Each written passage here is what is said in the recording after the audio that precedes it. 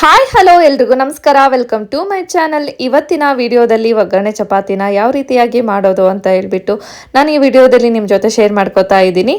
So ಬೆಳಿಗ್ಗೆ ಚಪಾತಿ ಮಾಡಿರ್ತೀವಿ, ಮಧ್ಯಾಹ್ನಕ್ಕೆ ಚಪಾತಿ ಮಿಕ್ಕಿರುತ್ತೆ ಅಥವಾ ಪಲ್ಯ ಖಾಲಿ ಆಗಿರುತ್ತೆ, ಇಲ್ಲ ನೈಟ್ ನಾವು ಚಪಾತಿ ಮಾಡ್ಕೊಂಡಿರ್ತೀವಿ, ಚಪಾತಿ ಉಳಿದಿರುತ್ತೆ. ಅಂಥ ಟೈಮಲ್ಲಿ ಈ ರೆಸಿಪಿನ ಒಂದ್ಸರಿ ಟ್ರೈ ಮಾಡಿ ನೋಡಿ. ಬೆಳಿಗ್ಗೆ ಬ್ರೇಕ್ಫಾಸ್ಟ್ಗೆ, ಮಧ್ಯಾಹ್ನ ಊಟಕ್ಕೆ, ಹಾಗೆ ರಾತ್ರಿ ಡಿನ್ನರ್ಗೂ ಕೂಡ ಈ ರೀತಿಯಾಗಿ ರೆಸಿಪಿನ ಮಾಡ್ಕೊಂಡು ತಿನ್ಬೋದು. ತುಂಬಾ ಚೆನ್ನಾಗಿರುತ್ತೆ ಚಪಾತಿ, ಒಗ್ಗರಣೆ ಚಪಾತಿ. ಸೊ ಫಸ್ಟು ನಾನು 3 ಚಪಾತಿ ಉಳಿದಿತ್ತು, ಆ ಚಪಾತಿನ ಕಟ್ ಮಾಡಿ ಇಟ್ಕೋತಾ ಇದ್ದೀನಿ. ಫಸ್ಟ್ ಮಿಡಲಲ್ಲಿ ಕಟ್ ಮಾಡಿ ಇಟ್ಕೊಂಡು ಈ ರೀತಿಯಾಗಿ ಉದ್ದುದ್ದಕ್ಕೆ ಕಟ್ ಮಾಡಿ ಇಟ್ಕೊಂಡು, ನಂತರ ನನಗೆ ಇಲ್ಲಿ ಸ್ಕ್ವೇರ್ ಶೇಪಲ್ಲಿ ಬೇಕು, ಹಾಗಾಗಿ ನಾನು ಸ್ಕ್ವೇರ್ ಶೇಪಲ್ಲಿ ಕಟ್ ಮಾಡ್ಕೋತಾ ಇದ್ದೀನಿ. ನಿಮಗೆ ನೂಡಲ್ಸ್ ಥರ ಕೂಡ ಕಟ್ ಮಾಡ್ಕೋಬೋದು, ಉದ್ದಕ್ಕೆ ತೆಳ್ಳಗೆ ಕಟ್ ಮಾಡ್ಕೊಂಡ್ರೆ ನೂಡಲ್ಸ್ ಥರ ಇದು ಕಟ್ ಆಗುತ್ತೆ. ಸೊ ನನಗೆ ಇಲ್ಲಿ ಸ್ಕ್ವೇರ್ ಶೇಪಲ್ಲಿ ಬೇಕು, ಹಾಗಾಗಿ ನಾನು ಇಲ್ಲಿ ಸ್ಕ್ವೇರ್ ಶೇಪಲ್ಲಿ ಎಲ್ಲ ಚಪಾತಿನೂ ಕಟ್ ಮಾಡಿ ಇಟ್ಕೋತಾ ಇದ್ದೀನಿ. ಸ್ಕ್ವೇರ್ ಶೇಪಲ್ಲಿ ಕಟ್ ಮಾಡಿರೋಂಥ ಚಪಾತಿ ಎಲ್ಲ ಒಂದು ಪ್ಲೇಟ್ಗೆ ಟ್ರಾನ್ಸ್ಫರ್ ಮಾಡ್ಕೋತಾ ಇದ್ದೀನಿ. ಒಂದು ಪ್ಲೇಟ್ ಒಳಗಡೆ ಎಲ್ಲ ಕಟ್ ಮಾಡಿರೋಂಥ ಚಪಾತಿನ ಹಾಕೋತಾ ಇದ್ದೀನಿ. ನಂತರ ಒಗ್ಗರಣೆಗೆ ಬೇಕಾದಂತಹ ತರಕಾರಿಗಳನ್ನ ಇಟ್ಕೋತಾ ಇದ್ದೀನಿ. ಒಂದು ಆನಿಯನ್, ಟೊಮೆಟೊ, ಹಾಗೆ ಒಂದು ಮೆಣಸಿಕಾಯಿ, ಸ್ವಲ್ಪ ಕರಿಬೇವು, ಕೊತ್ತಂಬರಿನ ಯೂಸ್ ಮಾಡ್ತಾ ಇದ್ದೀನಿ. ನಿಮಗೆ ವೆಜಿಟೇಬಲ್ಸ್ ಬೇಕು ಅಂದರೆ ವೆಜಿಟೇಬಲ್ಸ್ ಕೂಡ ಆ್ಯಡ್ ಮಾಡ್ಕೋಬೋದು, ಬಟ್ ನಾನಿಲ್ಲಿ ಏನು ವೆಜಿಟೇಬಲ್ಸ್ನ ಹಾಕ್ತಾ ಇಲ್ಲ. ಜಸ್ಟ್ ಒಗ್ಗರಣೆ, ಸಿಂಪಲ್ ಆಗಿರೋಂತಹ ಒಗ್ಗರಣೆ ಚಪಾತಿನ ಮಾಡ್ತಾ ಇದ್ದೀನಿ. ಹಾಗಾಗಿ ಆನಿಯನ್ನು, ಟೊಮೆಟೊ, ಹಾಗೆ ಚಿಲ್ಲಿ ಮತ್ತು ಕರಿಬೇವು, ಕೊತ್ತಂಬರಿನ ಯೂಸ್ ಮಾಡಿರೋದು. ಫಸ್ಟ್ ಆನಿಯನ್ನ ಚಿಕ್ಕ ಚಿಕ್ಕದಾಗಿ ಕಟ್ ಮಾಡಿ ಇಟ್ಕೋತಾ ಇದ್ದೀನಿ. ಇಲ್ಲಿ ಮೆಣಸಿಕಾಯಿನ ಉದ್ದಕ್ಕೆ ಕಟ್ ಮಾಡ್ಕೋತಾ ಇಲ್ಲ, ರೌಂಡ್ ಶೇಪಲ್ಲಿ ಚಿಕ್ಕ ಚಿಕ್ಕದಾಗಿ ಕಟ್ ಮಾಡಿ ಮೆಣಸಿಕಾಯಿ ಕೂಡ ಇಟ್ಕೋತಾ ಇದ್ದೀನಿ. ಹಾಗೆ ನಂತರ ಟೊಮೆಟೊ ಕೂಡ ಕಟ್ ಮಾಡಿ ಇಟ್ಕೊಂಡೆ. ಹಾಗೆ ಕರಿಬೇವನ್ನೇನು ಕಟ್ ಮಾಡ್ತಾ ಇಲ್ಲ, ಡೈರೆಕ್ಟಾಗಿ ಕರಿಬೇವನ್ನ ಯೂಸ್ ಮಾಡ್ತಾ ಇದ್ದೀನಿ. ಕೊರಿಯಂಡರ್ ಕೂಡ ಸ್ವಲ್ಪ ಕಟ್ ಮಾಡಿ ಇಟ್ಕೊಂಡೆ. ಈ ರೀತಿಯಾಗಿ ನೀವು ಕೂಡ ಒಗ್ಗರಣೆ ಚಪಾತಿನ ಟ್ರೈ ಮಾಡಿ ನೋಡಿ, ಹೇಗೆ ಬಂತು ಅಂತ ಹೇಳ್ಬಿಟ್ಟು ಕಾಮೆಂಟ್ ಬಾಕ್ಸಲ್ಲಿ ಕಾಮೆಂಟ್ ಮಾಡಿ.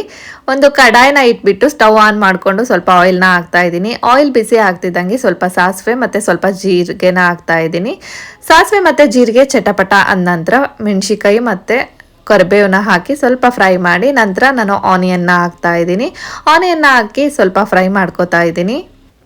ನಂತರ ಟೊಮೊಟೊನ ಹಾಕಿ ಸ್ವಲ್ಪ ಫ್ರೈ ಮಾಡಿಕೊಂಡು ಇದಕ್ಕೆ ಉಪ್ಪನ್ನ ಹಾಕ್ತಾ ಇದ್ದೀನಿ. ಉಪ್ಪನ್ನು ಒಗ್ಗರಣೆಗೆ ಹಾಕೋದ್ರಿಂದ ಒಗ್ಗರಣೆ ಬೇಗನೆ ಬೇಯುತ್ತೆ, ಹಾಗಾಗಿ ಉಪ್ಪನ್ನ ಹಾಕ್ತಾ ಇದ್ದೀನಿ. ಇದನ್ನು ಲಿಡ್ನ ಕ್ಲೋಸ್ ಮಾಡಿ ಜಸ್ಟ್ ಒಂದು 5 ಮಿನಿಟ್ಸ್ ಫ್ರೈ ಮಾಡಿದರೆ ಸಾಕು. ಸ್ಲಿಮ್ಮಲ್ಲಿಟ್ಟು ಫ್ರೈ ಮಾಡಿ, ಇದು ಕ್ರಂಚಿ ಆಗಿರಬೇಕು. ಫುಲ್ ಸಾಫ್ಟಾಗಿ ಆಗೋ ತನಕ ಇದನ್ನು ಒಗ್ಗರಣೆನ ಬೇಯಿಸಬೇಡಿ. ನಂತರ ನಾನು ಇದಕ್ಕೆ ಸ್ವಲ್ಪ ಅರಿಶಿನ ಪುಡಿ ಮತ್ತು ಖಾರದ ಪುಡಿನ ಹಾಕಿಬಿಟ್ಟು ಸ್ವಲ್ಪ ಫ್ರೈ ಮಾಡ್ಕೋತಾ ಇದ್ದೀನಿ. ಒಗ್ಗರಣೆ ಈ ರೀತಿಯಾಗಿ ಕ್ರಂಚಿ ಆಗಿರಬೇಕು, ಸಾಫ್ಟಾಗಿ ಬೇಯಿಸಬೇಡಿ. ಇದಕ್ಕೆ ಒಂದು 3/4 ಲೋಟದಷ್ಟು ನೀರನ್ನ ಹಾಕೋತಾ ಇದ್ದೀನಿ. ನೀರನ್ನ ಹಾಕ್ಕೊಂಡು ನಂತರ ಇದನ್ನ ಲಿಡ್ನ ಕ್ಲೋಸ್ ಮಾಡ್ತಾ ಇದ್ದೀನಿ.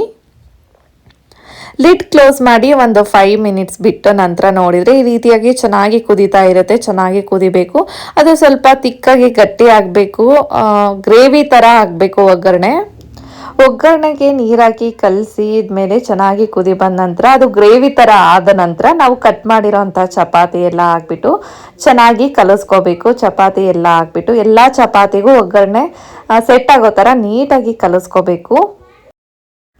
ಪ್ರತಿಯೊಂದು ಚಪಾತಿಗೂ ಒಗ್ಗರಣೆ ಅಂಟ್ಕೋಬೇಕು. ಗ್ರೇವಿ ಏನಿರುತ್ತೋ ಅದು ಚಪಾತಿ ಫುಲ್ ಅಂಟ್ಕೊಂಡಿರಬೇಕು. ಆ ರೀತಿಯಾಗಿ ನೀಟಾಗಿ ಕಲಿಸ್ಕೋಬೇಕಾಗುತ್ತೆ.